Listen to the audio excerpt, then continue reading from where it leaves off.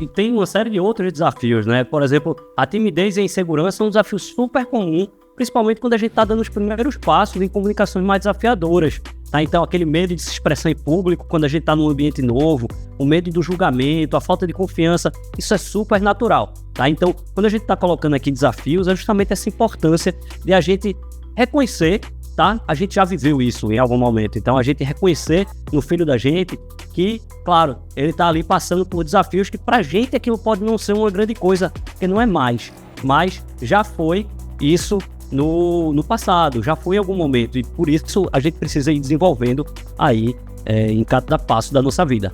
Ô Guilherme, deixa eu só complementar, a gente teve um aluno nosso que num dos eventos que a gente faz, né, o XPC Day, esse evento era presencial, era para ser mais de 100 pessoas, e ele disse assim, olha, eu tô muito nervoso. Eu disse, por quê? Muita gente, né, que vai ver, ele disse, não, meu pai e minha mãe vão estar, e o rigor que eles colocam comigo é muito grande, e pode não ter mais ninguém perto, pode estar lotado o auditório, eu tô preocupado com meu pai e minha mãe. Então, assim, essa questão da insegurança, a gente pode também acabar transmitindo para os nossos filhos. A gente vai falar um pouquinho mais, mas isso é muito importante a gente estar atento. E estar seguro, deixa ele falar, deixa ele errar, vai arriscar, aprender, reflete depois, mas isso é fundamental mesmo. E outro desafio, assim, super importante, assim, também, é a questão justamente das barreiras culturais e linguísticas, né? Então, a gente cada vez mais está nesse mundo globalizado, tá? Então, hoje já não tem mais barreira quase nenhuma, assim, pra gente interagir com pessoas que estão em outros países, falando outros idiomas, vivendo outras culturas, assim, como a gente também não tem barreiras, tanto física, né, a gente fisicamente, como a gente virtualmente está nesses lugares. Então, faz parte desse contexto. Entender como as outras culturas pensam, como as outras culturas reagem a determinadas falas, determinados gestos que a gente faz. Então, tudo isso faz parte do desafio atual da comunicação, que a gente precisa trabalhar isso aí. Uma outra questão, assim, que acaba atrapalhando muito, assim, o desafio é a falta de tempo. Tá? Seja a falta de tempo de se preparar, de entender, de pesquisar sobre o assunto, ou até mesmo falta de tempo de praticar, ou até de interagir, rotinas que a gente tem que são muito puxadas e acabam limitando os momentos de diálogo.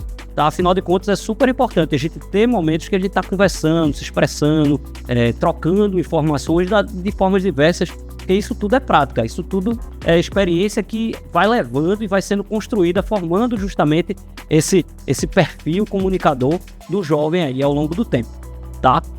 E aí, uma outra questão também que certamente, quando a gente vai ficando mais velho, a gente começa a perceber isso muito mais claramente, né? Que é a diferença geracional, tá? Então, a gente vai conversar com um jovem hoje, né? No caso, os filhos da gente, a gente tem uma linguagem que é diferente de quando a gente vai conversar com um amigo nosso, ou mesmo quando a gente olha para trás e pensa como a gente falava, como a gente interagia naquela época. As gerações são diferentes, elas têm linguagens diferentes, interesses diferentes, expectativas diferentes. Então, a gente lidar com isso é super importante, porque quando a gente vai fazer uma comunicação, a gente precisa entender qual é o nosso público. Quem é aquele lado lá que vai estar ouvindo, vai estar falando, vai estar, como o Hugo falou, né? Vai estar escutando o que a gente está falando, para que ele entenda que a gente está querendo dizer e simplesmente não se perca nisso aí, tá?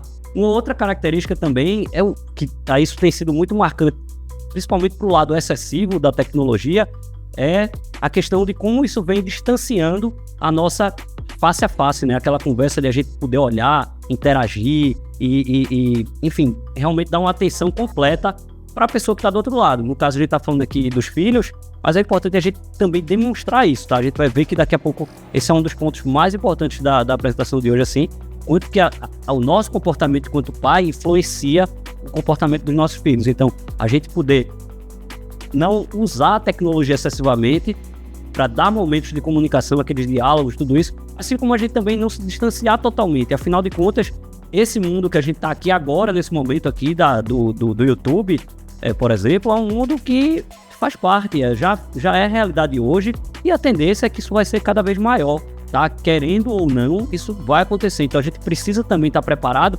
para conversar no Zoom, para conversar na rede social, para conversar, se apresentar aqui no YouTube. Então a gente precisa estar preparado para usar a tecnologia, mas também não excessivamente, porque a gente também precisa se comunicar, então fazer essa comunicação no digital, certo? E aí, por fim, aqui, o outro desafio é essa falta de oportunidade prática, né? A gente criar essas oportunidades aí de desenvolver as habilidades, seja fazendo curso, seja se expondo de alguma forma, dando desafios que façam com que o jovem queira e pratique essas experiências.